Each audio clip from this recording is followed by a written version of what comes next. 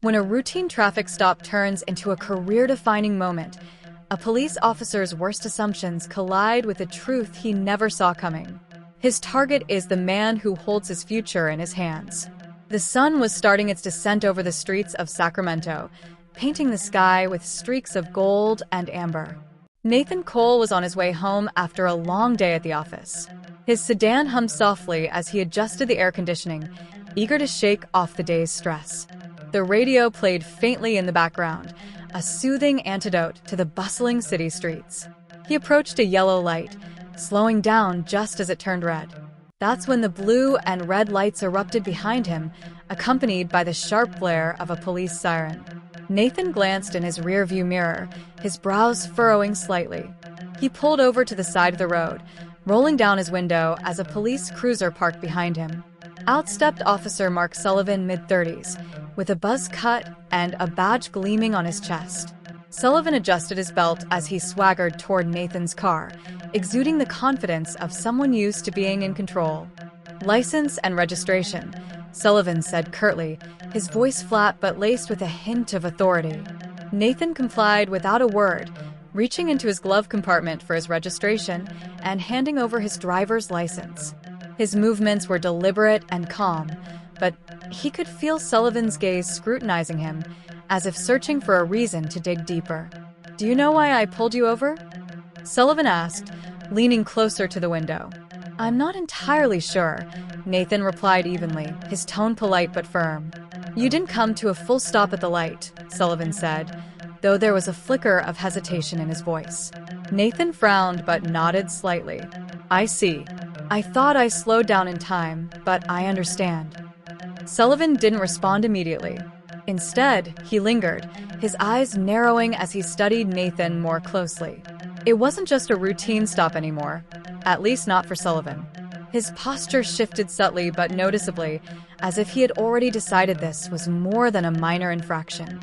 The officer glanced at the license in his hand. "You're not from around here, are you?" he asked. Nathan hesitated for a fraction of a second before replying. "I moved here a few months ago. My address is on the license." But Sullivan wasn't really listening. His questions were starting to take on an edge, just enough to suggest that he wasn't concerned about a traffic violation anymore. Nathan's calm demeanor seemed to irk him, and he leaned in closer. "Where were you headed in such a hurry?" "Just going home," Nathan replied. His tone remained steady, but the subtle shift in the air was impossible to ignore. Sullivan didn't just see Nathan as a driver anymore. He saw something else, something that warranted suspicion. Nathan could sense the tension building, but he didn't flinch. Little did Officer Sullivan know, the calm exterior wasn't naivety. It was control. This was just the beginning. Sullivan took a step back, folding Nathan's documents with an exaggerated slowness before tucking them into his chest pocket. He straightened up, his expression shifting into something faintly smug, as though he'd already made up his mind about the man sitting in front of him. "Step out of the car for me," Sullivan ordered. Nathan's grip on the steering wheel tightened briefly, but his face betrayed no reaction. "Is there a specific reason for that, officer?" he asked, his tone measured. Sullivan's lips twitched, but he masked it quickly.